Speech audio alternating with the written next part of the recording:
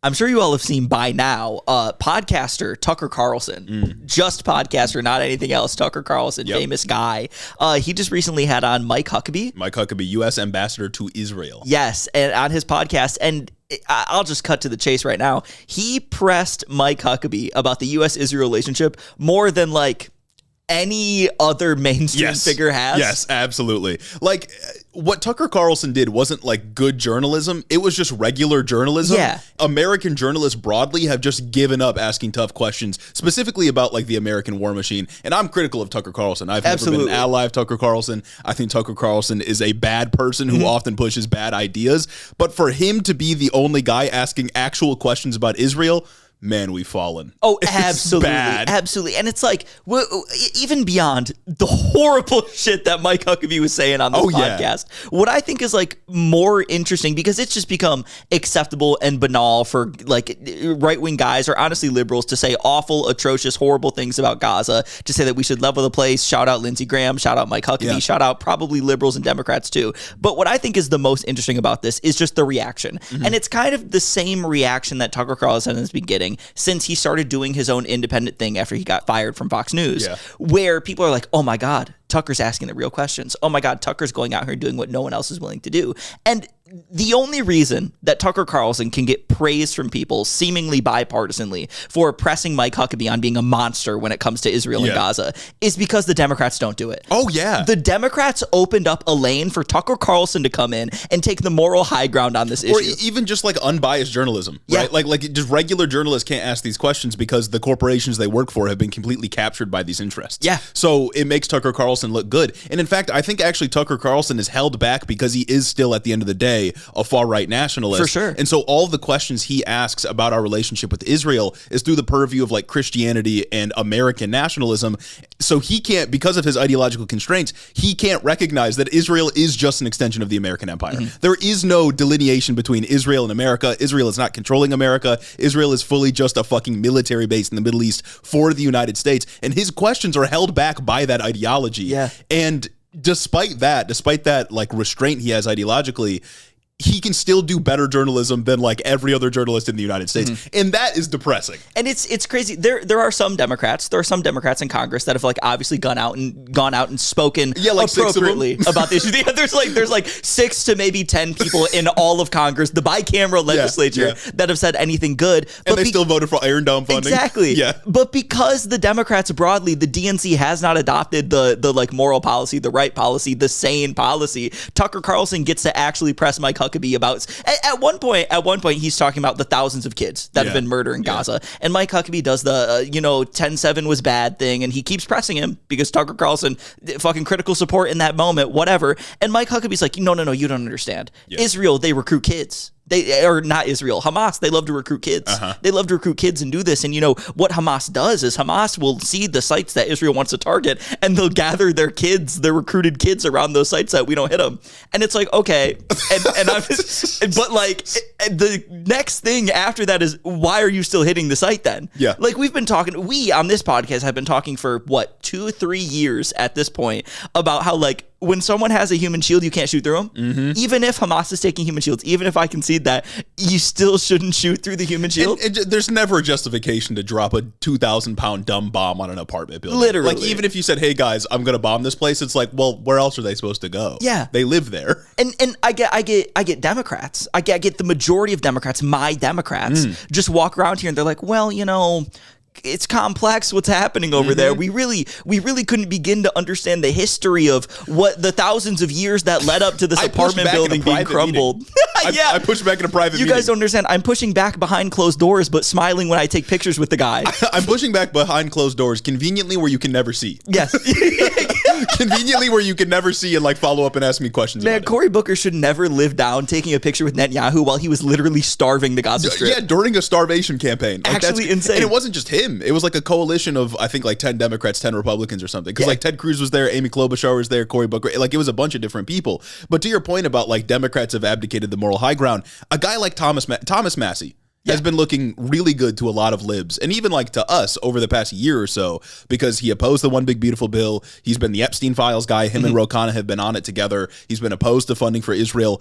Thomas Massie is not a sane human being. Thomas Massie is like a libertarian on economics. Like, do not go to him for your economic policy. But because Democrats have completely abdicated any responsibility on this issue morally, Thomas Massie gets to look good and normal. Yeah, he's like 97% insane, 97% exactly. crazy, and it just so happens that we're hyper focusing on the 3% that like he got right. Yeah. And I mean, shout out for getting that 3% right, I guess. But even like going back to that meeting, that bipartisan meeting with Netanyahu during the starvation campaign, because that's happening, Tucker Carlson gets to go out here and say what the vast majority of people are thinking, and that, guys, this is kind of fucking crazy right now. Guys, this is insane. I don't like it when anybody dies. Right. Who would have thought?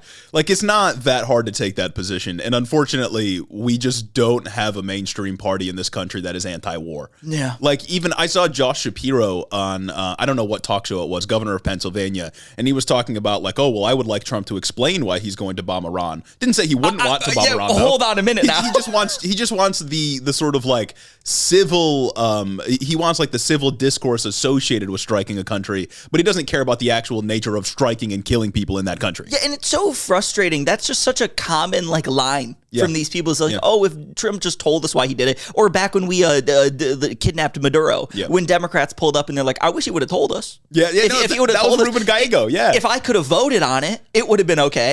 But you took me out of the process, so now I have to be against this. It's all fucked up, and everybody is a goddamn psychopath. Yeah, look, man, I don't know who needs to hear this, the president, the U.S. military corps, or whoever else, but I'm not fucking dying for Israel. No, it's not happening. I'm not dying for Israel, and I'll extend it further. No American should die for Israel. Nobody should die for Israel. And nobody should die in the Middle East. Yeah. Nobody should die in the Middle East, man. It is crazy. Like, when you do like a survey of all the countries in the Middle East, like the power players, you know what I mean? They're all like that because of us. Like, Saudi Arabia is just like an oil company with a country attached because of us. Same with Qatar. And then you've got Iran, who is like that because of us, because we staged a coup in the 1950s or whatever. Then there was the Iranian Revolution in 79. All the countries in that region are so desperately fucked up because of everything we've done. You got Israel that's like that because of us. You got Israel that's like that because we say literally do whatever you want. Literally do anything and we'll defend you. And then we'll have our ambassador to your country go on a podcast and say that you should actually get more land. Because that's another fucking thing Mike Huckabee said. He did Greater Israel. Yeah. Like, what are we doing? Yeah, Tucker was like, I mean, God, dude, I hate giving it to Tucker Carlson because he genuinely is just a repulsive human being. But Tucker was like, okay, surely we shouldn't support like the notion in the Bible of Greater Israel from like whatever river to whatever river, because that would include where Israel is right now and, you know, parts of Jordan, the Greater Levant and stuff like that. And Mike Huckabee was like, well, if they take it, they take it. Like, what are we talking about? What do you mean if they take it, they take it? You can't do that. And like, we're on friendly terms with some of those countries. We're just going to allow them to be invaded. Not that any of those countries are like particularly good. Like Egypt, for example, is essentially a military dictatorship that also gets a lot of our money, by the way. But it's like, I don't know. Maybe we should. It's like sovereignty doesn't mean anything to these people. It's Mike Mike's right. Fucking chill. Yeah. I don't know, man. Maybe we should just chill and not aggravate our neighbors endlessly. Yeah. Who knows? That seems good. I'm not dying for Israel. It's not happening. And it's like, once again, it's just another, this Tucker Carlson thing is another entry in the long list of things that I have to defend that I never would have defended under Joe Biden. It started with like, the Constitution, and like the Supreme Court, and a bunch of other bullshit like rule of law things that like there are deeper critiques you can make of, and now it extended to Tucker fucking Carlson, man. Insane. White replacement theory, Tucker Carlson. Like you said, he's like still low key like a Nazi. Oh, he's evil. He's still low key like awful and like the worst guy ever. But Jesus fucking Christ, man, we don't have to allow, we don't have to leave these massive rhetorical gaps so that guys like Tucker Carlson can get there and seize on it. Yeah, and it seems to me like Tucker Carlson's critique of Israel isn't that it's an imperialist project, but that it's a Jewish imperialist project. Like that, I mean, and that's how it is with a lot of Nazis, right? Like they reject Israel not on the basis that imperialism is bad and causes misery and, you know, the subjugation of poorer countries and stuff like that, but because it's a Jewish project fundamentally. And of course, our critique is precisely the opposite, that imperialism is bad, colonialism is bad, and America's influence has, on the whole, been bad around the world. It has nothing to do with Judaism at all. No, and that's such a problem when it comes to like anti-Semitism. Anti-Semitism is something that's been levied against like people who are anti-Zionist or people who, I don't know, advocate for the life and liberty of the Palestinian people, cynically forever, not even just since 10/7. It's been a thing that's been going on for a while, but it got way worse after October 7th. But when I scroll through the comments of these Tucker Carlson clips that are him pushing back against Mike Huckabee for being a goddamn lunatic, the comments are filled with genuine anti-Semitism, because the figures that are able to go out there and talk about this that aren't on the progressive left are doing it in like an anti-Semitic way. Yeah. They're doing it with Nazi undertones. They're aligned with people that think that Jews control the world. They continue to advocate conspiracy theories that Jews control the world, or there's a group of people, there's a cabal, which is always ends up being Jews in these conspiracy circles that control the world, or they're doing white replacement like Tucker Carlson did. You let actual anti-Semitism foment when it's these people who are otherwise bad actors going out there and saying the thing that everybody thinks is a problem. Because it's not hard to agree, if you're a sane person, that what Israel has done to Gaza is awful and a massive problem. Everybody thinks that that's normal. But what people like, what the role of Tucker Carlson is, and what the role of people who are doing this is to go and take it a step further. And they say, we agree on this problem, but here's my solution. Here's what I think should happen. Here's what's actually going on underneath there.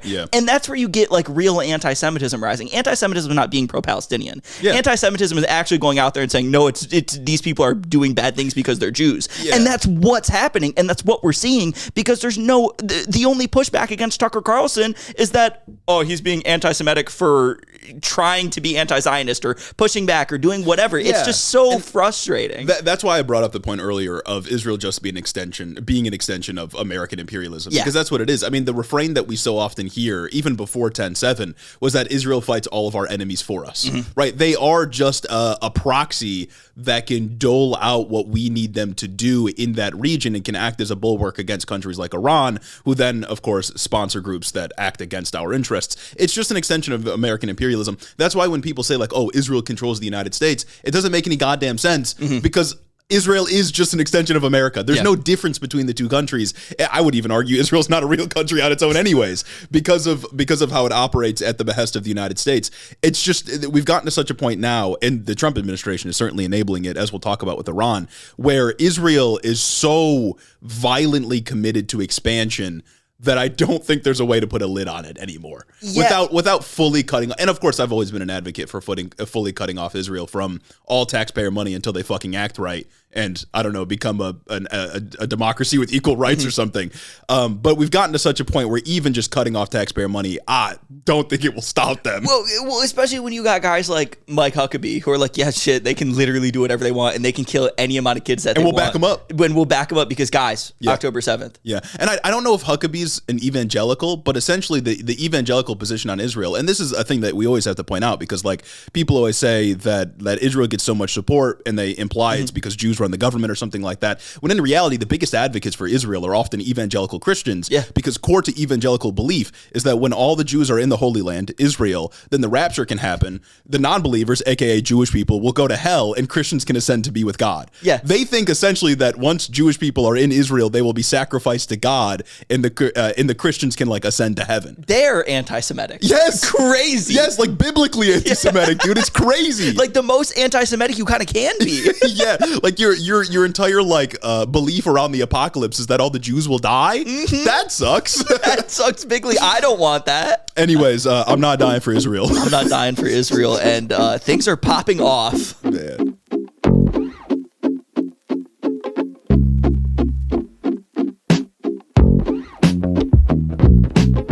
Welcome back to Head in the Office, everybody. Today's Monday, February 23, and we're talking about war. We're talking about war, folks, because we don't have anything good happen ever. We had like one slow news week, and I mean, still, maybe it's kind of a slow. Honestly, it's not even a slow news week anymore, because we have war and tariffs. We got war, we got tariffs. State of the Union is happening tomorrow for us at the time we're recording this, because of course it's Monday today, so we will not be talking about the State of the Union on this episode. If you're listening on Wednesday, early access to all of our content over on patreon.com/headintheofficepod, of course. But today, it's war news and it's tariff news. Bad. Yeah, it all sucks. And like I thought for a brief moment that things would get better. I thought for a brief moment when that tariff decision came down, like, things are going to get cheaper again, only for things to immediately get worse in a much more harmful and evil way. Yeah, only for Trump to be like, I'm going to keep doing it anyway, though. Exactly. This is a terrible decision, but the decision also agrees with me 100%. Exactly. We had talked about last week, like, maybe talks are going good, maybe talks aren't going good, only for 1 trillion aircraft carriers to the Middle East. Half the aircraft carriers in the world in the Middle East. every aircraft carrier we own, every soldier in the Middle East in the Arabian Sea. And it's like, okay, all right. It's not much of an exaggeration, and we will get into that news today. But before we do so, as I said, if you want early access to all of our content, become a patron. Becoming a patron also gives you access to commercial-free episodes. And I know you all want who wants to listen to the commercials on Spotify or YouTube or fuck it, whatever? Yes. Nobody. Literally nobody. So make sure you become a patron. And guys, especially in a time like this, I know it's our plead every single week, every single episode when we tell you to go on the Patreon. But like with the news this week, right? Like we could be at war in the gap between the Patreon release and the general release. Yeah, they don't care for our release schedule. They do not care for our release schedule. Trump is not going to be like, oh my gosh, we have to strike Iran if we strike Iran at like Thursday night or Wednesday night so that they can get it in their show notes for Thursday morning. They don't care. They're just going to do it. No, and that's the worst part of this administration. Exactly. They have no respect for the Monday, Thursday record schedule. So it's kind of fucked up. But if you want to support the show and if you want access to all of that content in a timely manner, it's over on Patreon in the description. You can also subscribe to all the various things that are down there in the description, TikTok, Instagram, Twitter. It's all down there if you want to follow us, become a member of the Discord. And lastly, if you want to support the show, as always, you can leave a 5-star review on Apple and or Spotify. We read them here on the show. This first one on Apple from Joey Buttfuchs. Nice. A call to action. Hey guys, I'm a huge fan of your show. I'm a Navy veteran, served as a helicopter crew chief and aviation rescue swimmer living with chronic pain and mood instability aggravated by my service. I would strongly encourage you to speak up on behalf of veterans regarding the new VA regulations that directly impact the entire armed forces community. This administration is showing once again that veterans are a perpetual talking point and are constantly left behind by our inefficient, spineless, cowardly politicians. Your voice could spread this message further than any one veteran ever could. I and many others like me would greatly appreciate this. Thank you. Sincerely, another quirked up white boy. Yeah, it's really not a surprise that the Republicans once again pandered to veterans and then said, let's cut the VA budget. Yeah. Well, they do that every fucking time. Every single time. It's let's cut the VA budget. Let's do this. Fuck the VA. Yeah, fuck the VA. Fuck the veterans. It's already like a fucking crumbling institution. Absolutely. Anyways. Yeah. But yeah, maybe we'll have to look deeper into what those cuts actually were and how people are being treated, because that does sound like an interesting story if we can ever catch a break with this goddamn news cycle. But thank you for that review. I hope you're doing okay, and we'll try to look into it in the future. This next one from MSX Artie. Thank God for my Midwest Dems. Found this podcast on TikTok and have been nonstop binging it for the past couple days. This podcast made me condemn all political violence. You hear that, Kash Patel? And truly made me support all my Dems. Love to see some Midwestern leftist talk. It's good representation for us, especially being from the great, sadly red state of Ohio.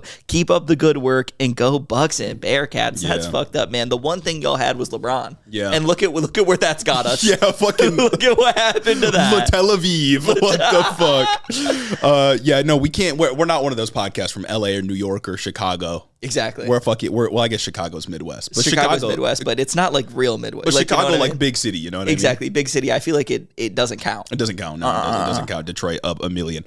This last one from a woman from Seattle, finally getting around to leaving a review. They say, I am proud to announce that HITO is officially white mom endorsed. I've been waiting for this one for a while. This is big for us. This is big. I've been a consistent listener for the past couple of years now, and this is the first review I'm leaving as I am shy and not totally sure where I stand on political violence condemnation. Oh my God. Wait, you need to listen to more episodes. Surely that must be a jest. Yeah, exactly. You listen to more episodes. Surely that must be a jest.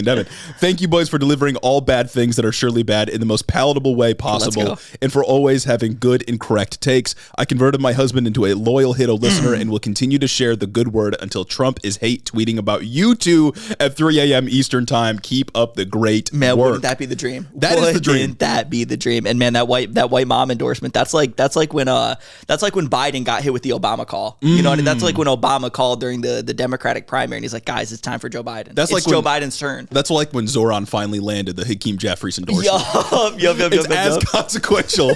It's like that AOC Bernie Sanders primary endorsement. Oh my goodness, guys. So today's episode is all about Iran and is all about tariffs. And the truth, the sort of undercurrent of both of these stories is that he's got his dick in the money. He's got his dick in the money, guys. Trump is just molesting the money. And I know tariffs is more immediate. And tariffs looking more and more like just an explicit wealth transfer. No, oh my God. We got some words on tariffs in the back half of the show, but impending war with Iran forced us to put it at the top. Yeah. So it looks like tariffs are not very good. He's got his dick in the money. But many people often forget that war is not free. It often costs billions, if not trillions of dollars. Yes. of taxpayer money. And if we get into some kind of armed conflict with Iran, which seems more and more imminent as we move forward, that's going to cost a lot of money, maybe even a lot of American lives. Not only is like war not free, but even like pretending you're going to do war and doing all of these troop and cargo movements and aircraft carrier builds up and just this entire like buildup of force in the region, even if it is just for posturing, that still costs an insane amount of money. Yep.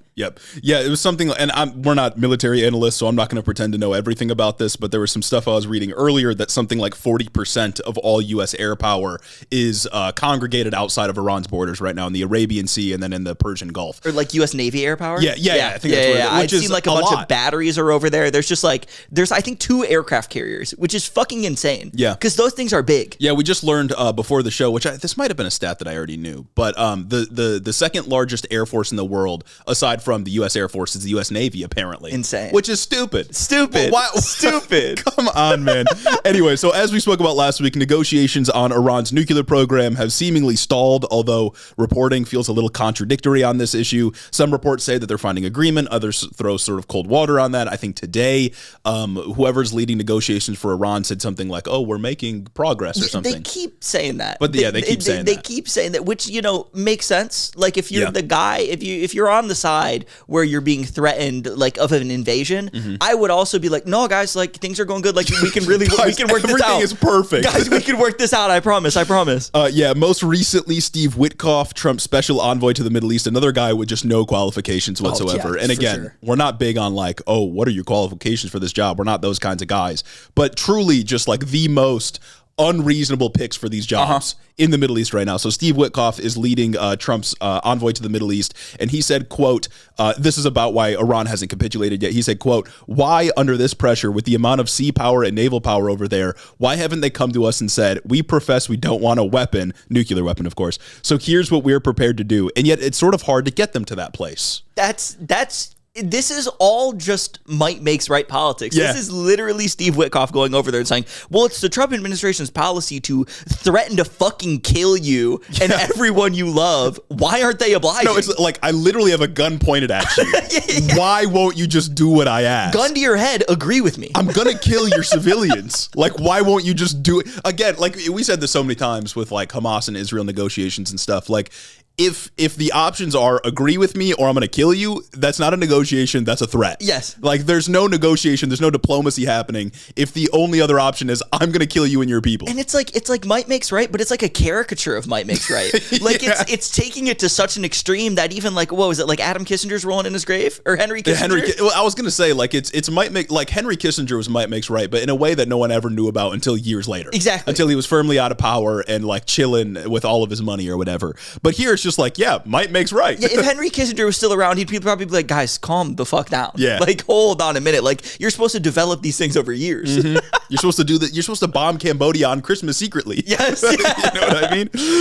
From Newsweek, quote, U.S. forces deployed 2 aircraft carriers and more than 120 additional aircraft to the Middle East, a concentration described by the media as the largest air power in the region since 2003. Guys, what did we do in 2003? Can you guys remember? That's actually insane, right? I have a quote here from another article talking about an ex-NATO commander. They said the former NATO Supreme Allied Commander warned that the current U.S. military buildup in the Middle East is like Dante's Inferno with a scale and strategy equal to that of the 2003 war in Iraq and the 1990-91 Persian Gulf conflict. And he says it's like Dante's Inferno because he's alluding to this idea that there are just like rings of violence that are descending upon the region, starting from the U.S. with launching bombings and ending like right in front of Iran with our buildup in the Persian Sea or in the Arabian Sea. Guys, is it a good sign when a former NATO guy says, yeah, this is just like Dante's Inferno? Guys, this is just like hell. Guys, this is hell incarnate. Guys, we're on the 9th court of hell. Like, I don't think that's a good sign. Yeah, it's fucked up. He said, quote, this is a huge amount of U.S. firepower. Think of it from the outside in concentric rings descending like Dante's Inferno. On the outer rings are strategic bombers capable of flying all the way from the U.S. or operating from other bases. That's not good. And I would also come out here and say, hot take, it's not good to build up similar amount of forces to when we did wars. Yeah, well, when we waged a really bad war. That did not end well for us and actually created ISIS. Like, I don't know, man. It's like, oh, the United States is using their curse technique over the skies of Iran. Like, not good. Not good. I don't like that at all. In case you forgot, in terms of negotiations, this is from Reuters. The United States wants Iran to give up enriched uranium, which Washington says can potentially be used to make a bomb, as well as stop supporting militants in the Middle East and accept limits on its missile program. Iran has essentially said that it's willing to accept some regulation of its nuclear program, but that's about it. Hasn't said anything about the ballistic missile program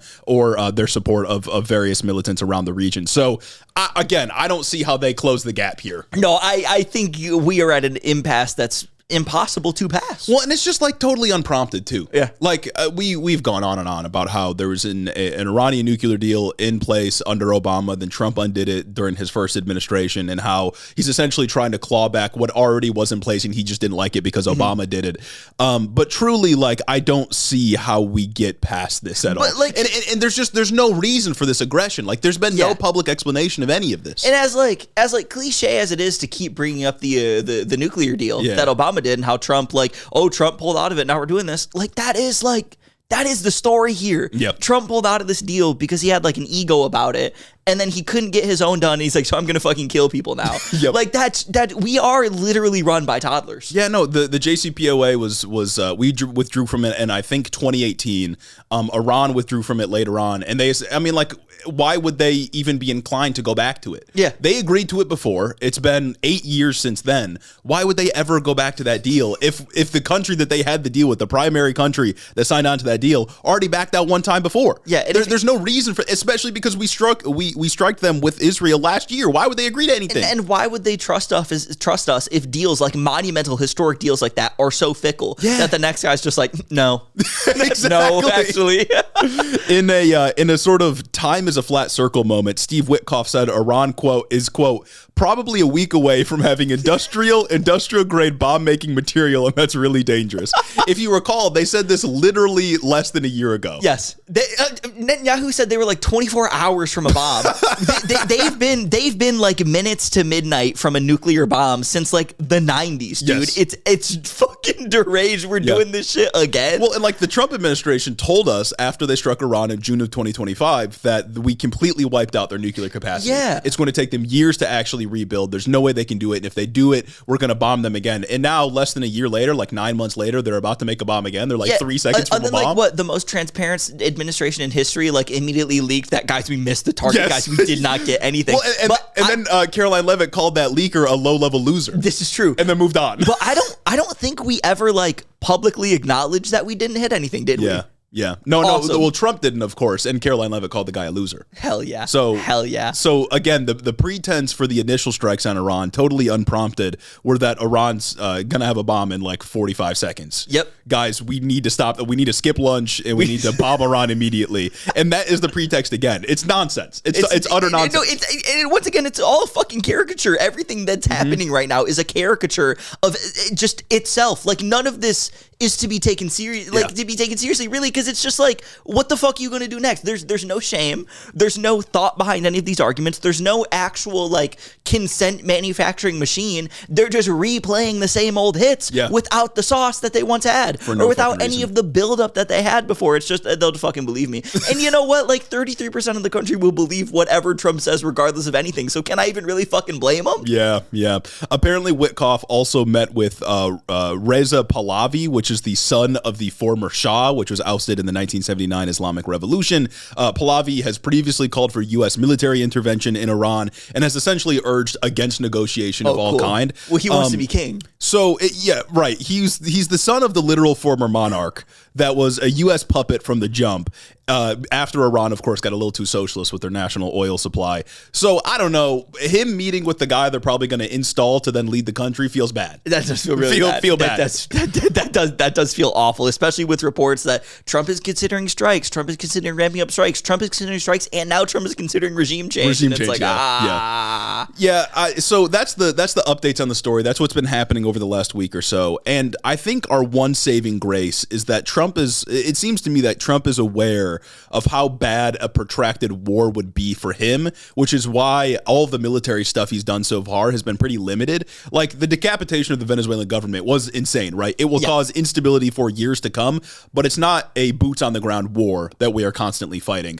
This, I think, will be a similar thing, but I don't see, with all the firepower we have over there, I don't see how this doesn't get drawn out, especially because like Iran, this isn't me trying to diss Venezuelans, but Iran's a real country. Yeah. It's got like 90 or 100 million people. They've got an actual military. I know they've been dealing with a lot of protests lately, right? Like civilian uprisings and stuff. But truly, Iran is a real country that can fight back. Massive force in the region. Yeah. Like, and then they're 10 days away from a bomb. Well, yeah, 30 seconds from a bomb. Yep. Yeah. So I think the one saving grace is that Trump probably doesn't want a ground war. Who knows if that will happen anyway? Famously, the U.S. tends to get roped into much longer military actions or wars than we intend. Shout out Vietnam and Iraq and Afghanistan and so on and so on. But it's like, do you think that they would like try to do the same thing they did with Venezuela and like think that it would work? Do you think they would try to just, I don't know, go in there, take the president, take the Ayatollah, do whatever, and just like let the second in command, the fucking vice president or whatever, be the president and not ever do anything about it again? No, I don't think that so. can function. Like, I think if they're doing regime change, they have to do boots on the ground. They have to do a long, protracted thing, don't they? I think, I mean, what it looks like to me is that they want to do a bunch of airstrikes, maybe continued airstrikes on like key areas, and then just keep up the pressure until Iran eventually caves and says we're not building. Bomb them into submission. Exactly. That's what I think is going to happen. And of course, we'll have the help of Israel and any other country that we call on in that region. Again, I don't want you all to doubt the ability of the United States to get dragged into much longer wars than we initially anticipated. Yes. Because that has happened literally dozens of times throughout U.S. history. Just post World War II, we've been dragged into several different wars, even though like the executive didn't want to. So we'll see what happens. I would imagine we can't go very long until like, because you got to think of this from the perspective of the Iranians, right? And I'm not trying to say, I'm not trying to imply that like we support the Iranian regime or anything like that. Again, they're an autocratic theocracy. We don't fuck with that at all. But if I'm in the shoes of the Iranian government right now, there's just unprompted aggression against me for no fucking reason, just because Israel wants it and they have these expansionist desires that I oppose, then my thought would be, okay, the only way to stop this is to make this unjustifiable cost-wise for the United States, and that will eventually mean killing American service members. Yeah. Like, there's no way around it, right? Like, eventually, if they go on long enough, they're probably going to shoot down a U.S. Plane or something like that. No doubt. If Trump does try to just bomb them into submission, there is no doubt that they start firing back. Yeah. Like, that's all they've signaled that they were going to do, and I know we've talked about how, like, Iran likes to talk a big game. Iran talked a big game when it came to the Israel strikes. This is so different. Yeah. This is so much more, or at least threatening to be so much more than everything up until this point. Like, there's no way that they couldn't respond. And that sucks. Like, it sucks for everybody involved that this is even on the table. Yeah, no, it's not good. I don't like it. I don't like it. I don't like war, guys. I'm coming out. I'm against political violence. I'm anti-war. I'm anti-war. Make love, not war. Good things are good and bad things are bad. So true. I also want to talk about the media a bit here, and we did already with the Tucker Carlson bit at the beginning of this episode, but I got to talk about the consent manufacturing machine, because this shit has been ridiculous. Our government has been building up tens of billions of dollars of taxpayer money, tens of billions of dollars of taxpayer money worth of like military equipment in the Middle East to set the stage for these strikes on Iran, maybe a fuller, like a bigger war with Iran. And yet there has been no attempted public explanation from the government whatsoever. And I don't say that in the way where it's like, if the president just explained himself, then I'd support it. But it's to say that like, they're not even attempting to convince us that this is a good idea. Yeah, we're they're not just doing lying it in front of the UN. They're just doing it. Yeah. Like there is no pretext for this. They're just like going ahead and doing it without any public input whatsoever. And I've seen basically nobody in the mainstream media ask why the strikes are necessary. They've been reporting on the strikes. They've been talking about the military buildup. They've been talking about what the Trump administration has said of the negotiations, but nobody has said, well, maybe we shouldn't do this. Like, what is the reason for us doing it? They're just sort of saying like, well, it's going to happen, so you better buckle up. Like, why can't we come out and say, hey, maybe we shouldn't just bomb a country when they don't agree to what we want? I don't know. Maybe they are asking more questions and the administration is just so obtuse that they just won't answer anything. But it does suck to see the only updates I ever see about this being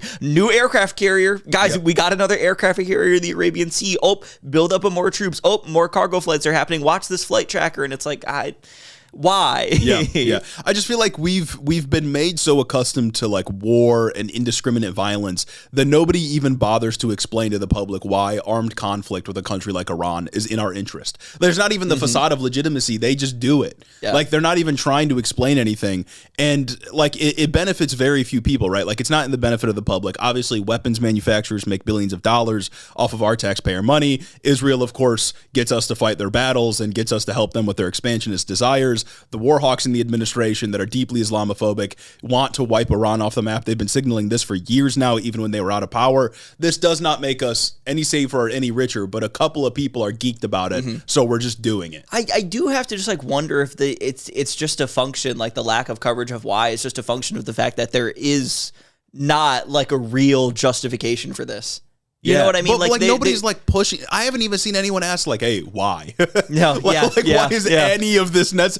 I don't know, man. It just it makes me upset. Just reluctant to like think that like they'd even give an explanation. Like I just think this administration is just so fucking off the wall, so genuinely insane that they won't say anything, or they'll just get mad at you and they'll turn it on you and they'll just be like, oh, well, why are you even asking me this question? You don't even understand what's going on. Don't you know they're fucking 1 second away from having a bomb? By the time we're done with this conversation, they're going to have a bomb. So it's just like everything's in a horrible state right now. And all of the old problems that we had about like sometimes the media just taking what administration said like at face value and continue to, you know, pump the manufacturing consent machine are just kind of exacerbated, like exaggerated at full display right now because the administration is just so bad. I really do think that like the way that Trump is running this government is like the rot at the heart of so many of the issues that we see just in American politics in general, and it's making them all it's naked, like it's just all right there, and everything is so much worse because of it. Like it's in your face. You can't even pretend that like anything could be running as usual, because nothing is usual, and they are telling you that it's not usual. They are in your face about it not being usual. They are telling you, I don't fucking know, man, we're just gonna do it. And then doing it. Fuck it, we're just gonna do it because they, 30 seconds from now they're gonna have a bomb and they're gonna drop it on you. Guys, they have a bomb right now. We have to go do it. So this leads to the question that apparently only two quirked up white boys can answer at this point. Why are we going to war with Iran? Yeah, not what the media, fuck is going on? not Stephen Miller, not Marco Rubio, not Donald Trump, literally not anyone who actually like has power and is making these decisions. It's down to two podcasters from Michigan. Yeah, your independent media, go become a patron. First, of course, Iran's in a sort of weakened state because of the protests and then subsequent state crackdowns. So there's sort of, I don't know if it's like an all-time high, but there is a higher than normal disdain for the government within the country, which makes it easier, of course, to attack the country from the outside. Second, as I said, this administration is full of just anti-Muslim, war-hungry freaks who get a sort of like a libidinal satisfaction from killing people. They do. Shout out Pete Hegseth. I mean, I think that's like a good quarter of this administration is just people who want to see blood and death and violence and gore. Oh, 100%. And then the people who support these people just go and say, look, he can bench.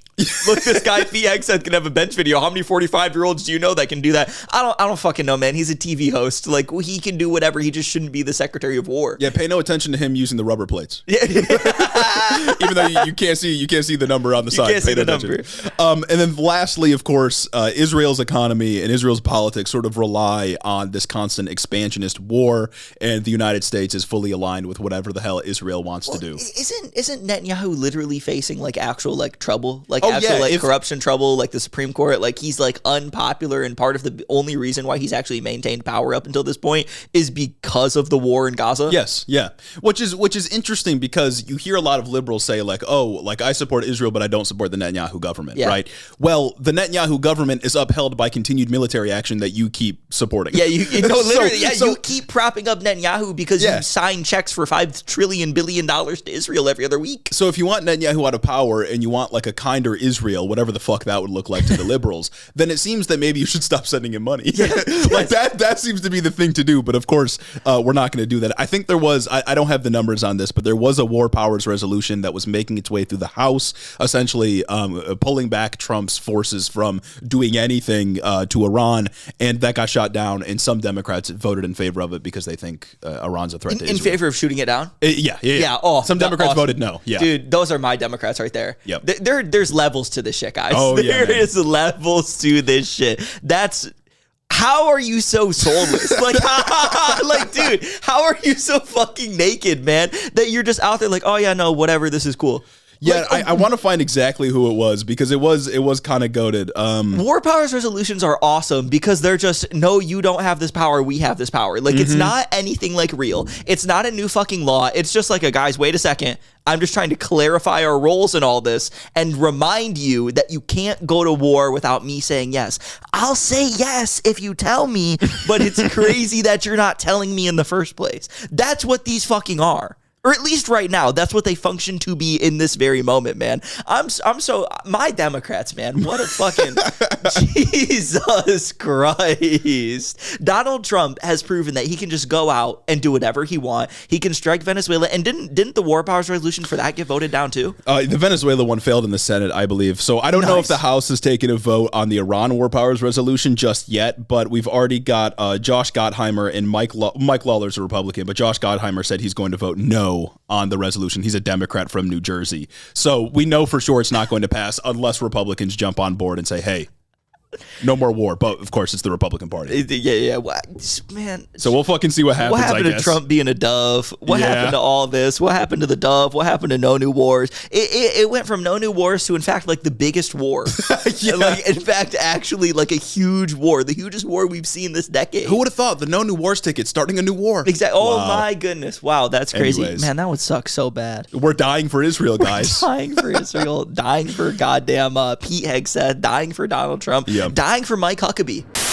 I hate commercials. Me too. I hate listening to them.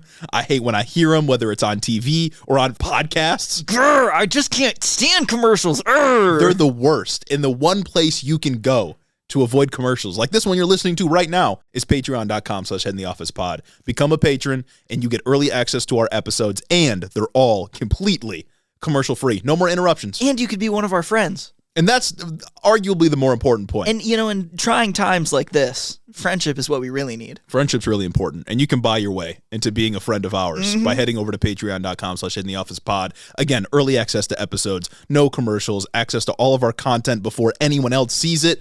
Become a patron. Anyways, that's war talk. That's Iran. We got to talk tariffs. It's time for Tariff Talk, guys, because once again, and in a big way, last week we had tariff on, tariff off, tariff illegal, tariff still on. Tariff legal. Tariff legal. Tariff illegal? No. Tariff legal. And I'm going to do it. So yeah, over the weekend, as I'm sure you are all well acquainted with, the Supreme Court finally ruled that some of Trump's tariffs are indeed illegal. This is just reaffirming a lower court decision that happened like a couple months ago. And for the moment, the wallets of Americans everywhere, I think, cried out in joy.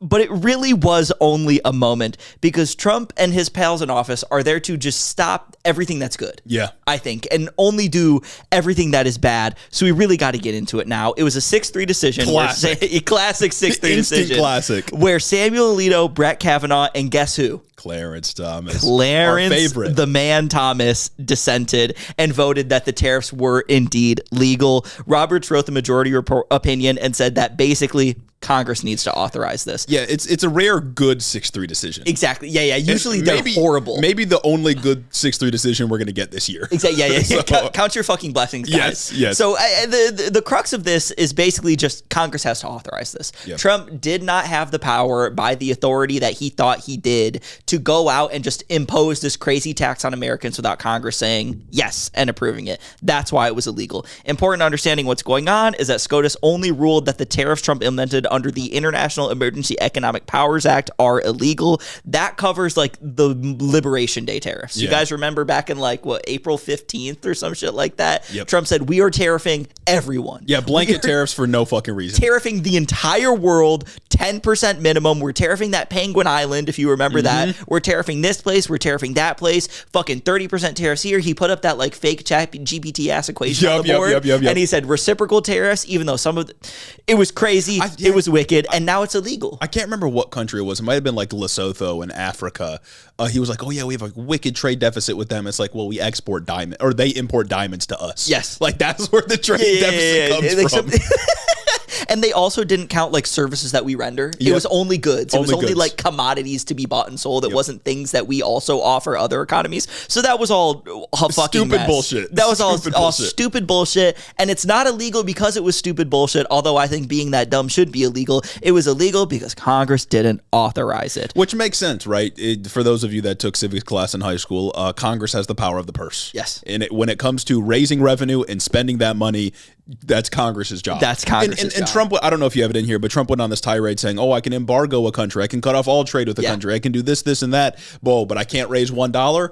Explicitly, that is explicitly, like that is, you have described on the Constitution, like you are in charge of national security as the commander-in-chief, as the president of the United States, duly elected. Congress is in charge of raising revenue and spending that money. That's how it goes. Yeah, he's like, I could destroy a country if I wanted to, but I can't charge him $1. And it's like, and I think that, he's saying that as if like, look at the hypocrisy, that's fucked up. And I'm like, that's fucked up, but it's fucked up because you shouldn't. You shouldn't be able to do either. Destroy the country. I'm sorry, Donald, but you should not be able to just destroy any country that you want. I also think it's hypocritical, but not for the same reasons, right? But the Liberation Day tariffs are illegal. Not all of the tariffs that he did like over the past year are illegal, though. The Liberation tariffs were the bulk of everything. What is legal is tariffs on specific industries, like those imposed on like steel and other like goods that he did. I think on like there's some Canada, Mexico, like UK stuff going on in there. I just got to say, we're critics of the Supreme Court. We've been very critical throughout the lifetime of the show, especially around the time of like Dobbs v. Jackson and those decisions. We've called many, many, many Supreme Court decisions wrong. But for a long time in Washington, in D.C., it was taboo to explicitly, for like an elected official to explicitly say the Supreme Court has wrongly decided a case. Barack Obama, and I think like 2010, 2011, he was giving the State of the Union address or some kind of speech, and he said that the Supreme Court wrongly decided Citizens United. He got eaten up in the press for that. Famously an incredibly wrong decision. And a democracy-ending decision here. Trump comes out, rants and raves about the Supreme Court making a wrong decision. Nobody says a fucking word in the media. What are we talking about, man? He was saying crazy shit about he was saying shit that I like say about the Supreme Court. Like, he was even going further than I would say. He was saying bullshit. They were talking about the Supreme Court being like captured by like blah, blah, blah. JD Vance was tweeting shit about the Supreme Court too. And it's like, what the fuck? The Republicans have had like conservatives in this country have for decades at this point had a concerted effort to skew the Supreme Court in their direction. And now that they finally have a 6-3 supermajority conservative court, they can't get fucking anything done because they're too insane. And then they have the audacity to say it's been captured by the left? Are you serious? Brett Kavanaugh captured by the left? Amy Coney Barrett captured by the left? No, literally. It's fucked up, man. It's fucked up, and it's all a bit silly. But with this tariff situation, with most of Trump's tariffs being illegal, it all kind of begs the question. What about all the money that was illegally collected by the Trump administration from importers and, most importantly, you and me? Surely it's getting sent back to us. What's going on with all that money? And I think the answer right now is who fucking knows? That's what the Supreme Court said. Genuinely, who fucking knows? Part of Kavanaugh's like dissent on this case was the idea that like, it'd be really hard to give the money back, which is fucking stupid. Mind you, like it's dumb to say, oh no, this thing that he did that was illegal actually should be legal because it'd really be really hard to rectify it. Well, someone stole all this money and artwork from this museum. We surely can't give it back. Surely nothing can happen. You know how hard it would be to sort this out? Absolutely insane. Just dissent right there. Hire 100 like accountants and they'll figure it out. No, literally. And that's although it does look like it's going to be a bit more complicated than hiring 100 accountants because the process is likely going to be just like long and arduous, and no matter what happens. But as of now, Trump is saying that talks of paying back tariffs just straight up aren't happening. So even if this was something that was like easily or relatively easily achievable by creating a government office, having people come together and solve the solution of giving money back to importers when it comes illegal tariff revenue back to importers, Trump is saying no. So even if that's easy, he's going to muck up the waters. He does not want that to happen because this is Trump's thing, right? We talk about like Venezuela and doing horrible things in Latin America being Marco Rubio's thing. We talk about immigration and ICE being Stephen Miller's thing. Tariffs are Trump's thing. That's like the one thing that like I feel like is in total control over, and he's personally invested ideologically or even religiously in the idea of taking hella money from you and me. He said tariff is like a top 3 word. Yeah, the most beautiful word in the dictionary. Yeah, aside from love or whatever. I think that's what he said at a rally in 2024. It's fucking ridiculous. And like the easy political play here is to say, okay, the Supreme Court said I can't keep charging these tariffs in the way I've been doing it. Okay, fine, whatever. But they didn't explicitly order me to give this money back to the companies that I took it from. Yeah. So I'll just sign the checks and send them out to every American, fucking $2,000 or whatever that ended up equating to. But he can't even do that. No, he can't even. No. If you were that would forced be the to easy populist play. If you're forced to do a refund, then actually like do your tariff checks. But no, it's just going to be a massive handout because like no matter what happens here, I'm convinced that like we, like the regular people, the consumers who had to foot the bill for the majority, if not all of these tariffs, are the ones that are going to get fucked. Oh yeah, and prices aren't going back down. Prices are not going back down. Prices have gone up. These companies have recognized, hey, they'll pay for this. Yeah, they're going to keep the prices. It's like even if somehow there were tariff refunds that happened, and even if somehow by a large stretch I got some of the tariff money back that I had to spend, even the tariffs I directly paid or the tariffs I indirectly paid through price increases, we get fucked by virtue of like Trump stealing money from us. Like if he just flat out denies doing this, we're fucked. Like he just stole money from the American taxpayer,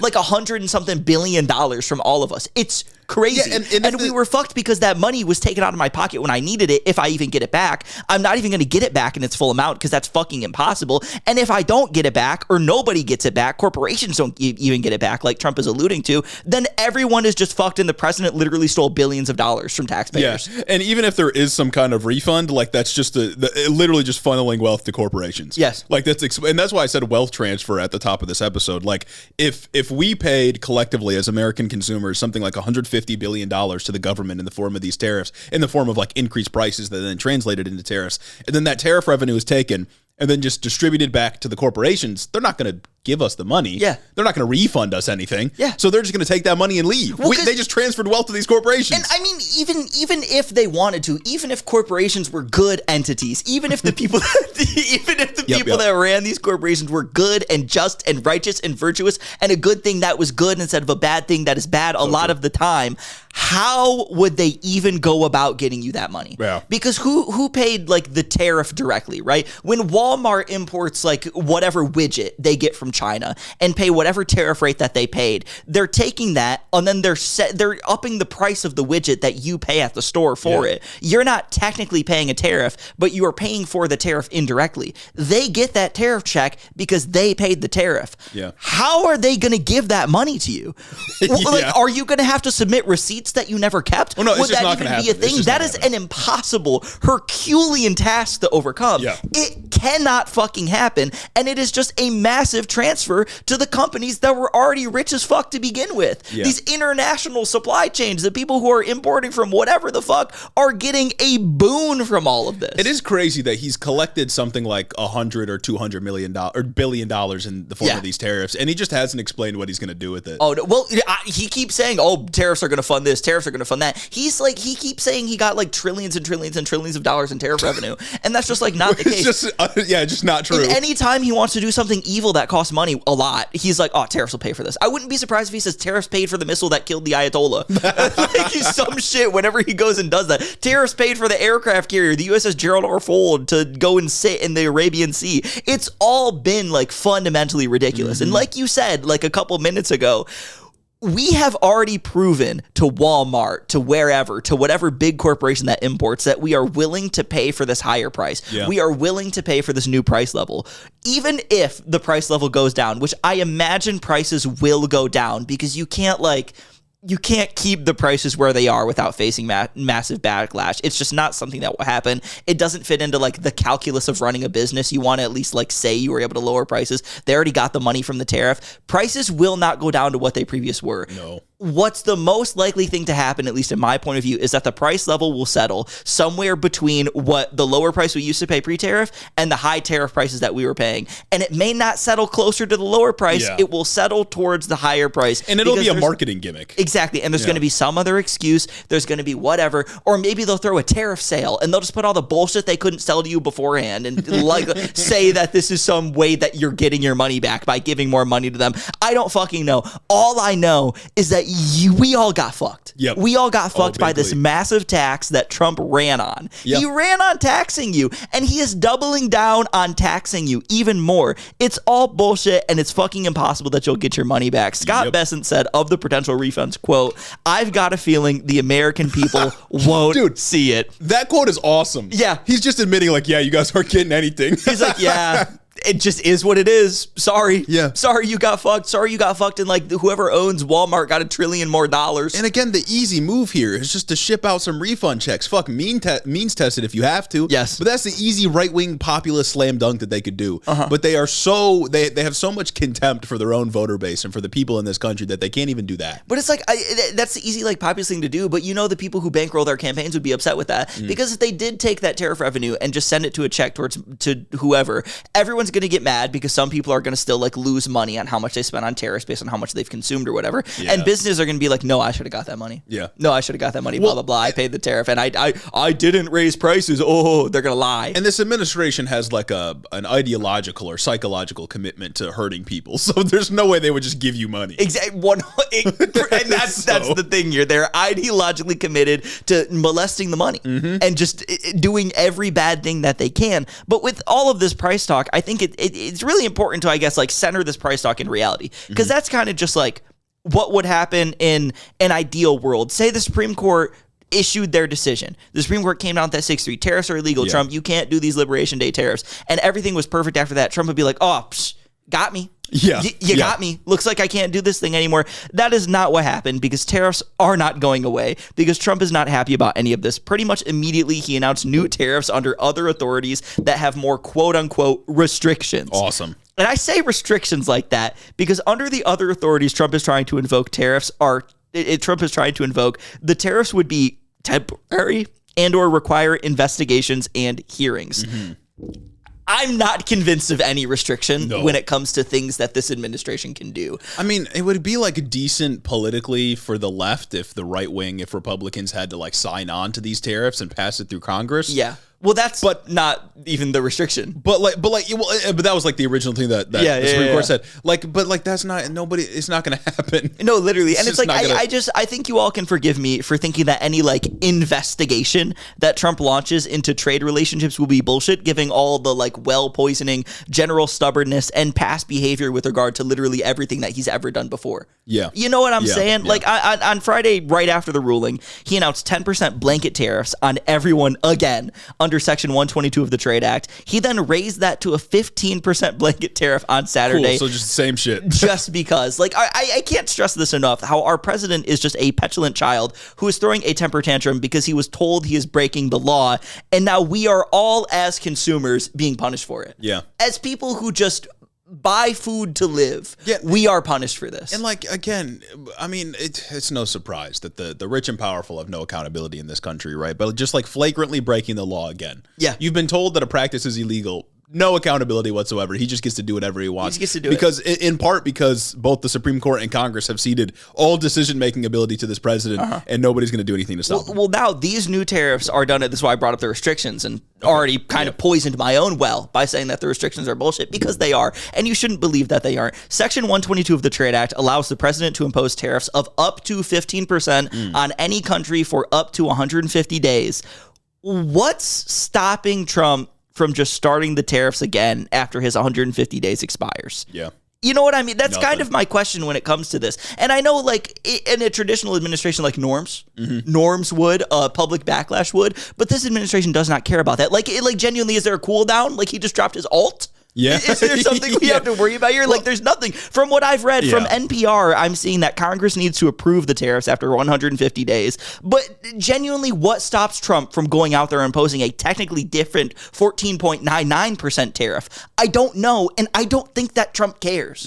I like, maybe there's something else that I'm missing here. Please, genuinely, like, I'm asking, is there something I'm missing here? But based on the audacity with which they've conducted everything from mass deportations to this, I don't see these like little petty restrictions stopping them from trying to exploit any technicality that they could, because that's what they do. Well, and they violated like every court order that's ever been issued against them. Like they don't give a fuck. You know what I mean? Like we had so many debates and conversations around Biden's attempt to forgive student debt, right? And the Supreme Court came in and said, yep, you can't do that. And then Biden sort of moved on to doing other things. And so many people, including us, made the argument that like, okay, he should find another way to do it or tell the court to fuck off. Yeah. He never did that. But Trump here is moving with the kind of aggression that we have never seen, or at least in our lifetimes, never seen out of Democrats actually doing stuff. Yeah, and like importantly, like when we were talking about Biden doing that, the general conversation around that, just in culture, in politics, was the idea that like if Biden defies the court here, if Biden does this, then what's stopping the next Republican president from doing it? They're doing it. They're doing it anyway. Right here. It's kind of like the filibuster conversation, right? If we abolish the filibuster, what's stopping Republicans from doing awful things? I don't know, man. Maybe we should just make a case for ourselves. Well, and Trump just floated abolishing the filibuster like a few months ago. Exactly. During the shutdown fight, he was like, maybe we have to abolish the filibuster. And then Democrats caved. Yeah, Convenient oh how that my works out, you know God, what I mean? man. None of the things that are there to protect us from Republicans taking power and doing horrible, awful, evil things are protecting us from Republicans taking power and doing horrible, awful, evil things. Yeah. They're just doing it, and they don't give a fuck because they're convinced they have the mandate of heaven. Well, and it's the respect for the same institutions that are holding up progress that pave the way for someone like Trump winning again, right?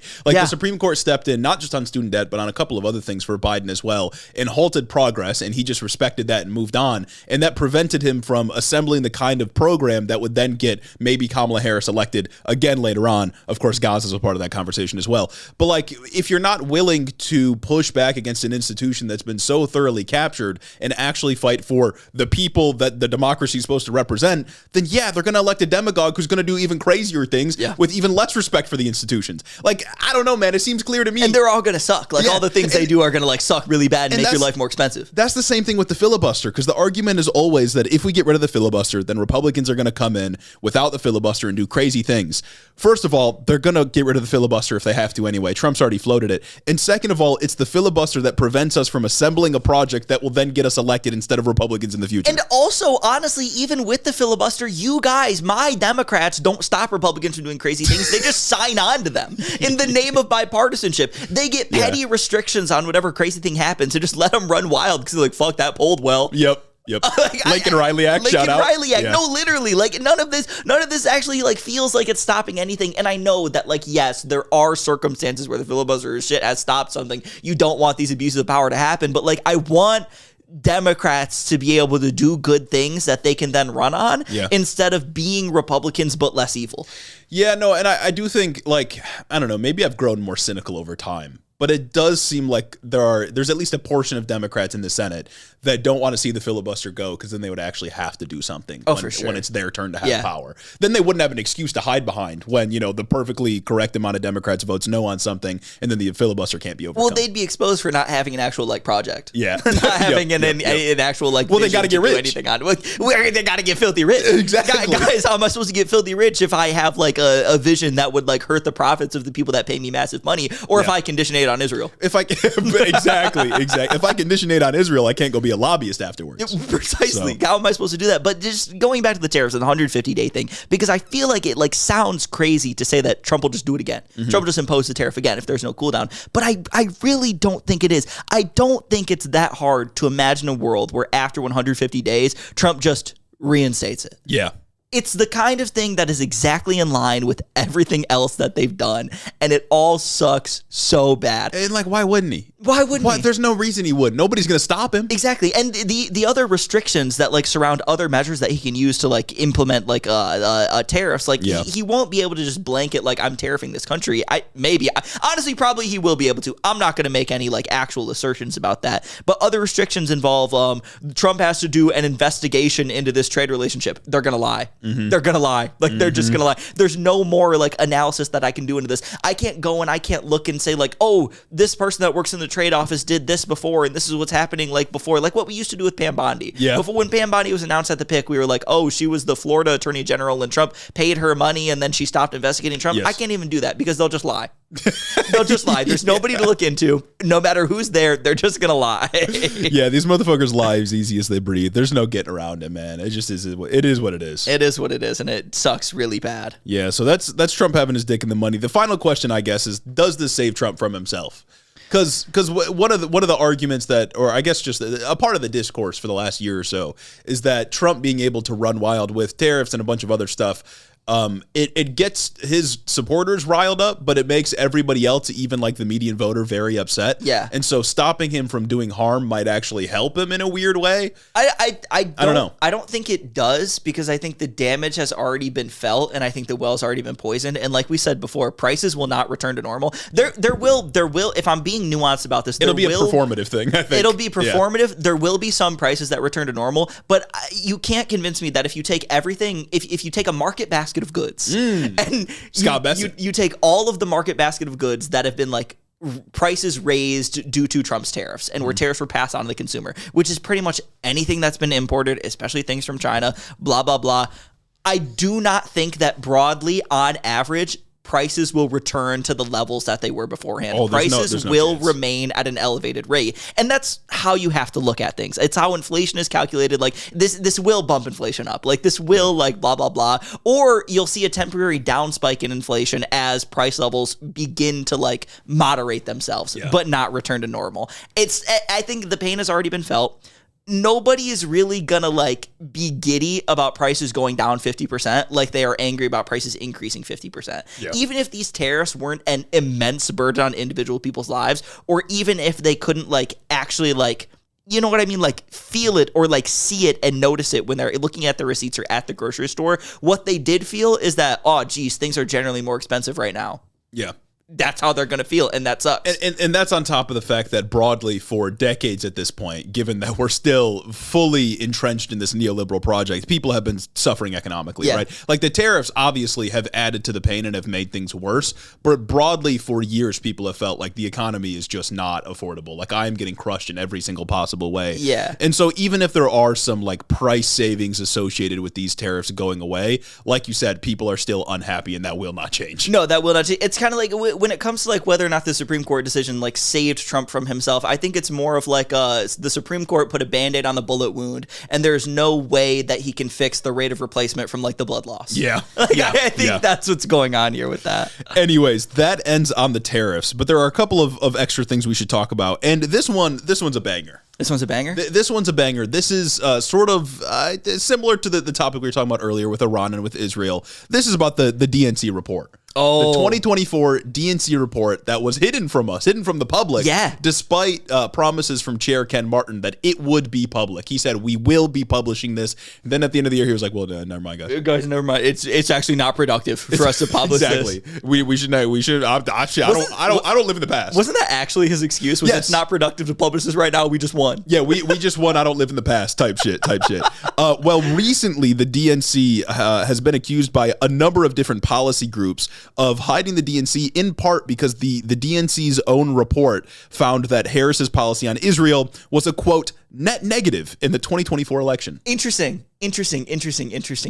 I wonder what a surprise. I wonder what we should do with that information. Probably give $2 trillion to I think Israel. we should probably vote for more money to Israel. I think we should probably couple State Department funding with like $3 trillion to Israel, whatever amount they gave to them. I think we're cooking really hard right now. This was like it wasn't like a bombshell story because everyone's like, everybody kind of knew it, and it's like, but it confirms my priors. It does confirm my priors. It does, and it's like it wasn't the deciding issue on the 2024 election. It's not something that like, oh, if she just would have changed the stance, things would have happened. But the fact that it did hurt her means something. And the fact that the DNC found that themselves, I think, means something. With serious. all their bias or all their whatever reporting methods, this is something that they would actively run away from. Yeah, and so again, this is a leak from the report. This isn't the full report, but I believe it was Axios that broke this story. And essentially what the report was Democratic operatives or DNC operatives, people that work for the National Party, went around and talked to a bunch of groups that are aligned with Democrats in a bunch of different states and essentially asked them, okay, what went wrong by your approximation? Yeah. And then they put it all together. They put it into a report. They were getting ready to publish it. And Ken Martin said, no, well, hold on a second. Hold on a minute. Whoa. And so what I think Axios or some other journalist did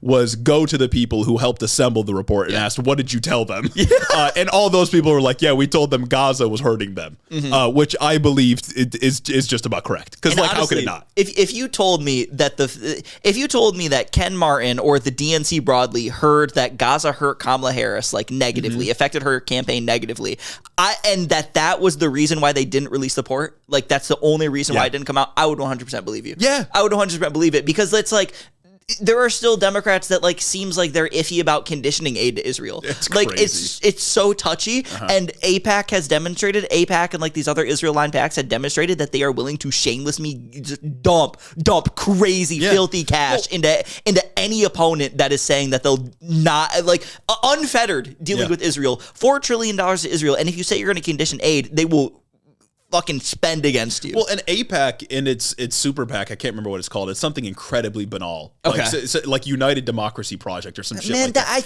That's so annoying. That shit should be illegal. It should be explicit what your PAC is about. But their super PAC and AIPAC as a national organization, at least for the last few years, mostly just plays in Democratic primaries. Yeah. Most of their money is just spent in that because they're trying to kill the progressives. Like that's the goal here. And for the Democratic Party, the National Democratic Party, in its own report of the 2024 election to conclude that like, yeah, this Israel shit hurt us, it's unsurprising, but it's also like, that's why you buried it. Yeah, 100%. Like, if the DNC published that, AIPAC would spend so much fucking money against anybody who saw that and was like, okay, I'm going to run on a reasonable take. It's yeah, another moment where the money and the people are not aligned on an issue. So that's the DNC, classic My Democrat. That's Democrat like quintessential moment. My Democrat. Oh, 100%, right there. But now we got to talk about one of my favorite Republicans to end off the show. Oh, Kash Patel. Man, Kash Patel had a bit of a controversy. I believe it was Sunday for us, because instead of Kash Patel, FBI director. Yep. FBI notoriously works domestically. It is focused on domestic, internal, federal law enforcement. Kash Patel, a domestic officer of the law. He was in Italy for some reason. He was in Italy, and he just happened to be in Milan for the 2024 Olympic USA versus Canada game. And then he just so happened to be invited into the locker room to celebrate with the USA team after they won gold. And he just so happened to be videoed drinking a beer and splashing it around on all the players. Splashing it around with a gold medal around his neck. Like, what the fuck are we doing? It's the most, like, don't you have a job to be doing thing ever. Yeah, it's the most Kash Patel thing ever. And I think this is a point in his favor for HITO's Goofiest Guy Award. And look, I'd rather him be doing that than like surveillance state shit. I'd rather him be doing that than like continuing to redact Trump's name from the remaining Epstein files. Well, I think he was celebrating. I think that was the celebration. He just finished his last redaction. He put his last black mark on that page, and he flew to Italy and he said, I'm going to watch the hockey game. I'm going to treat myself. He flew to Italy on my dime. On our dime, yeah, exactly. And so Kash Patel responded to the controversy. He said in a tweet, quote, "For the very concerned media, yes, I love America and was extremely humbled when my friends, the newly minted gold medal winners on Team USA, invited me into the locker room to celebrate this historic moment with the boys." With the boys, dude. Oh my God. Greatest country on earth and greatest sport on earth. Referencing hockey. What the fuck? Yeah. What the fuck? What are you, Canadian? With the boys is crazy. Like, Kash Patel speaks like a frat guy. Yeah. He speaks like a frat bro, and he's like, what, like 30, 40 something? Like, what do we do? Like, grow up. Grow up. It's so crazy to have just finished protecting the president and the pedophile files. Yep. And then you fly to go celebrate in Italy. Like, brother, you're domestic law enforcement. And you make friends with the USA hockey team? No, you didn't. They probably just let you in there because you're like, I'm the FBI director, and they're like, oh, I guess fucking okay. I guess we have to. Like how did Kash Patel get invited back into that locker room? After the USA hit that fucking goal on the Canadian team to ice that medal out, did they go and point to the crowd and say, Kash, come here. Kash, Mr. Patel, FBI director, please come to the locker room with us to celebrate. Do people know Kash Patel like that? I don't think so. Like, I know Kash Patel because I'm interested in him personally. Yes, I'm a fan. I think he's one of the most insane members of this administration, but do like regular people know Kash Patel? I don't think so. And do the fucking hockey players know Kash Patel? Yeah. Or does Kash Patel go up to the coach and he's like, hey, let me into the locker room? Or I'm going to arrest you. Like genuinely, like what happens? And like, can you say no to the FBI director? Exactly. Can you say no to the guy that's already proven his ability to like protect pedophiles? Yeah. And if some guy's willing to do all that, what are they willing to do to you? Exactly. They might take your medal away. I don't know. Oh, that's fucked up. So that'd be fucked up. That's Kash Patel. Shout out Kash Patel, man. Giving me laughs every day. Absolutely. Oh my God. What a go. No, I saw that news and I was just, I had to crack a smile when I saw the video of him just fucking chugging a beer with the gold medal on in that fucking locker room. There's been altogether too many videos coming out of this administration. We get Kash Patel drinking a beer, downing a beer with the boys, quote unquote. We got fucking Pete Hegseth and his fake 315 bench. Yep. And then RFK in the whole milk video.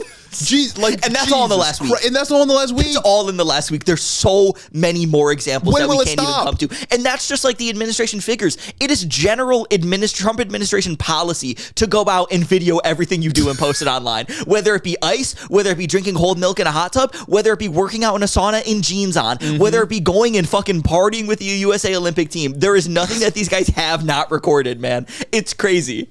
Oh, man, it's bad. They need to stop. Someone needs to take the cameras away, dude. It's fucked up. Yes. Anyways, that brings us to the end of the episode. I suppose we should read our 5-star reviews over on Spotify. Yes. This first one here from Cosmonaut Comer, Graham's number out of 5 stars. Whatever that fucking means. Graham's number, fucking Graham Plattner. Fucking Graham's tattoo out of 5 stars. Oh, shit. Comrades, I want you to close your eyes and envision the future with me. 3 episodes of HITO a week. Okay.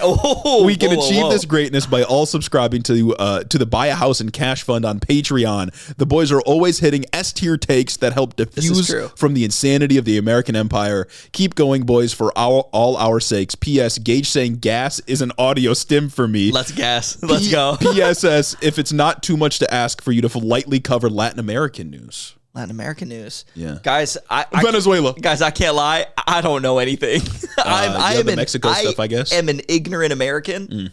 And I don't know much other than the cartel stuff. The cartel stuff just popped off, yeah. And then fucking Mike Lee, senator, was like, "See all these masked thugs?" It was like a video of cartel guys like setting a gas station on fire or some shit. And it was like, "These guys wear masks and the left's not even mad." Saying ICE is just like the cartel. Guys, these violent criminals that I hate are just like our boys, just like our ICE agents, guys. That's what. So Mexico gets to do it, but we can't.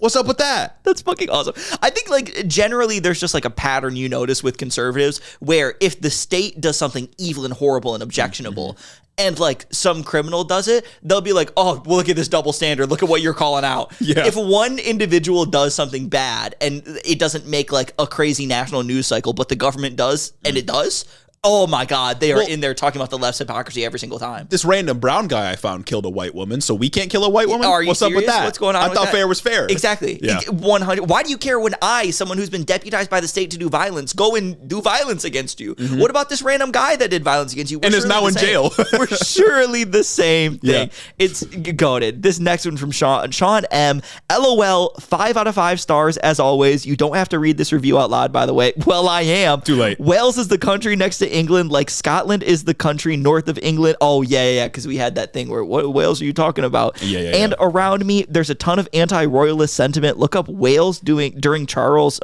investiture.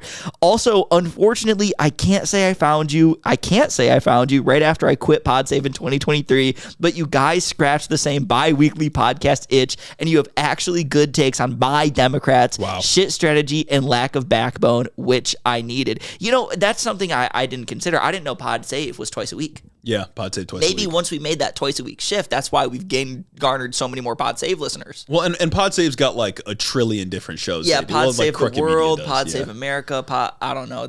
Pod Everything. Pod apparently. Everything. Yeah, Is nothing sacred? Pod on pod. And pod on pod, man. No. This next one's a 4 out of 5, so I can't read it like on principle. Huge. But this next actual one is 50,000 dows out of 50,000 as a fellow whole milk drinker. Huge. Whose cereal ritual was ruined by the cock-out workout. He's spitting right here. Absolutely spitting right here. I appreciate all the takes on this PS2 compliant pod. Also, my child could literally grow up to be a terrible person, and I don't think I'd be as upset as I am with Nicki Minaj as an older HITO head in the age bracket of a young Republican. Thank you for not only for not only your takes, but for upping my slang game. I condemn all condemnable things, especially MAGA Minaj. MAGA Minaj is gas. And look, I'm gonna say this as a straight guy, right? Yeah, so I don't have a ton of space to comment. I don't even know all the lingo, all the words to describe this, but I have noticed all of Nicki Minaj's personality and the way she dresses and acts is completely gone. Oh yeah, no. I saw somebody post a picture, and I'll admit, like maybe it was just like an unflattering angle, unflattering picture, bad picture, but they said Nicki Minaj has been Mar-a-Lago'd, and I was like, damn.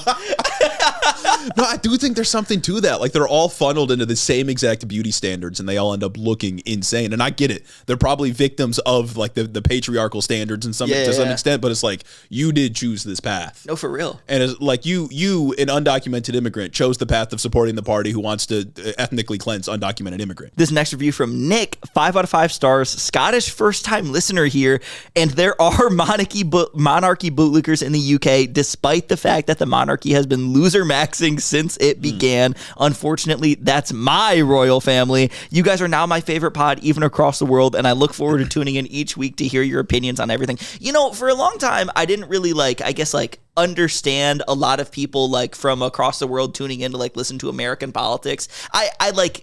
I got it in the sense that like American politics is always affected everywhere, but like, you know what I mean? Like, that's not something I would do. Yeah. But now that we're doing everything and seemingly just like our president's talking about literally destroying other countries whenever he wants to, I get it more than ever. Because you kind of need to know what's happening over here. You can't not be tuned in because we're coming. We're coming. This next one from Sonara Sauce, 5 out of 5 stars, from Deep Red North, Idaho. It's so refreshing to hear men my age with podcast equipment using their platform for good. So thankful for this MLB compliant podcast when stuck in this echo chamber. I can't wait to join the Patreon so you guys can finally buy a house in cash and join the most peaceful committee to ever exist. So true, bird of peace, baby. Yes, 100%, guys. Just remember, you know, I think maybe what would be more compelling to get more people to sign on to the Patreon is if we said, all right, guys, all of our money is going to Israel. Then maybe we could get that DNC check finally. That would be easy. Finally. This next one from KLCNC, 5 out of 5 stars for talking about the Texas Senate race. Talk about it some more because we hate the rich here. Also, get John on the podcast now before he gets booked since he's blowing up on TikTok. John Kiriakou, I'm guessing. Oh, yeah, I think he's a little above our pay grade. Would be sick, though. Would be awesome, though. So, John, tell me about Mossad. This next one from Taylor, 5 out of 5 stars, my favorite GTA 6 compliant podcast. This next part isn't really a review, more information. Understanding Texas politics as a non-Texan is really impossible. Hey, it makes sense. You'll never truly understand the mind of an average Texan until you've had a discussion about improving public transport, getting rid of some of the highway lanes, and making trucks smaller. That's basically blasphemy. Shout out. Yeah, y'all love highways over there. Y'all love just one more lane, one more lane, one more lane, one more lane, at least from what I've seen. This next one from Cameron R, 6 out of 5 stars to balance out the person who said 4 out of 5. Always great hearing from 2 quirked up white boys. Also, did y'all see that interview with Epstein where he said he's not the devil, but he's got a good mirror? I did. That shit's insane. Literally most evil guy ever type shit. Most evil guy ever. I do appreciate the quirked up white boys being QUWB, a little acronym to describe exactly what we are. So thank you for those reviews. That ends off the episode, and we got to thank our patrons. I think so. Oh, this one, I think, hey, I'm middle-aged around here. 5 out of 5 approved by middle-aged disabled veterans against PDFs. Is that legal anymore? Wow. No.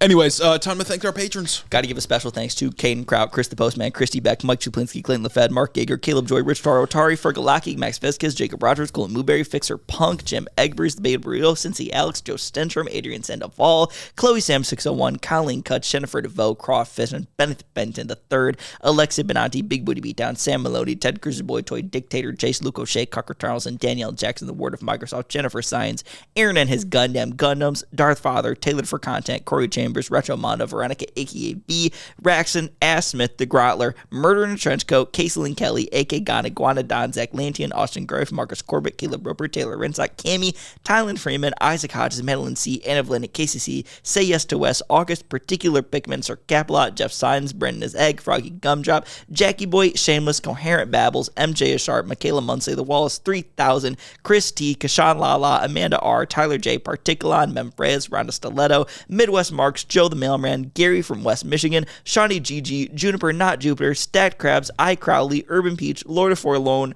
Holt Forsyth, Booty Snakes, Do Fairy, Chel Ceratops, Austin Lima, Lane Waltz, Gorgeous Girl Mukes, Brooklyn G, Noverk the Dastardly, Goldthorn, Addie Book, Merlin, Cryle Bongi, Sergeant Pookie, Hoodie, Rose Grimm, Kristen, Jamie the Young Extremist, Jack the Heathen, Archer W, Evan Mingo, AJ Torres, Elo Nico, Jake Hall, Seth Schmidt, Noah Sajas, Majawat, Ultra the Dragon, Mercy Boku, Dick Cheney and 6-inch Heels, Luke Wechter, Henry Kraggles, Tristan Ringsmith, Yaya, Asura the Atheist, Aiden Reese, Deep State Agent, Puddle Pirate, Southern Lefty, Lark61, KC, Cannon Man, Troy H, Rourke Muffalo, Nahan San Diego, Nutmode, Nick from New Haven, Connor Nix, Sound Logic, Sleven, I Have Never Made a Woman Orgasm, John from Houston, Jordino, Haley Weibold, Pablo Vasquez, Nurse Jen, Soul DJ, Maple Big Dog, CIA Small Creators Fun, Taylor from Burnt Down Minneapolis, Northeast Nick, Aya, Retired AF and SC, Wilford G, Gayest Worm, Niles Chamberlain, Sugar Free Baja Blast, Chris and the Leftist Nurse, Fake Airplane, TJ Loves Colleen, Mothman's Gay Lover, Real Jesus Christ, Queerla, Carter Gethin, Blulu 92, 1000 Miniature Horses, Will Grant, Gay for Jeremy, Hail Libertas,